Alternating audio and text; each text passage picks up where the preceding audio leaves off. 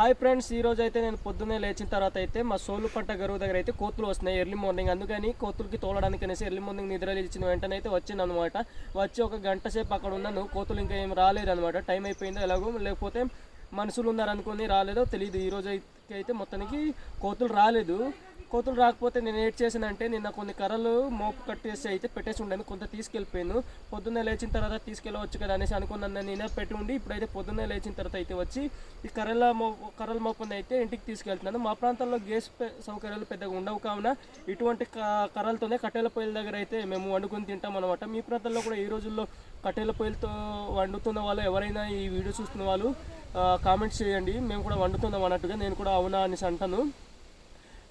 ఇప్పుడైతే మాకు గ్యాస్ సౌకర్యాలు అంటే ఉన్నాయి అనుకోండి, కాకపోతే మేము పెద్దగా మార్చుకోవట్లేదు అనమాట. మాకైతే 2-3 నెలలు వండుకున్నాం గ్యాస్లోనే, అలాగే పెట్టేస్తున్నాం ఇంట్లో అనమాట. గడిగడికి మార్చుకోవాలంటే అనంతగిరి, అరకు వేలి అటు వెళ్ళాలి. దాదాపు మాకు తెలిసి 30-40 కిలోమీటర్స్ అనమాట. అందుకని లాంగ్ అయిపోతుంది కావున మార్చడానికి పెద్దగా అందుబాటులో ఉండదు. అని మేమైతే కట్టెలు దొరుకుతున్నాయి కదా అనేసి కట్టెల పొయ్యిల దగ్గర అయితే వంటలు వండుకొని అయితే మేము తింటాం.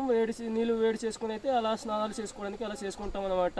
నా వీడియో నచ్చితే లైక్, షేర్, సబ్స్క్రైబ్ చేసి సపోర్ట్ చేయండి ఫ్రెండ్స్. ఇది కర్రల మోపు అయితే ఇంత చిన్న మోపు కట్టుకున్నాను. చిన్న మోపు లాగానే కనబడుతుంది కానీ భారీ వెయిట్ ఫ్రెండ్స్. ఇది ఎక్కువ చూడండి, ఒకసారి మోస్తాను చూడండి. మీ ఇంట్లో కూడా మీరు కూడా ఇలాగానే కట్టెల పొయ్యిలు కట్టుకొని అయితే ఇంటికి తీసుకెళ్ళి ఎప్పుడైనా ఉన్నారో లేదో కామెంట్ ద్వారా తెలియజేయండి. ఇటువంటి పనులు చేస్తున్న వాళ్ళు కూడా ఈ వీడియోలో కామెంట్ చేయండి ఫ్రెండ్స్. బాయ్.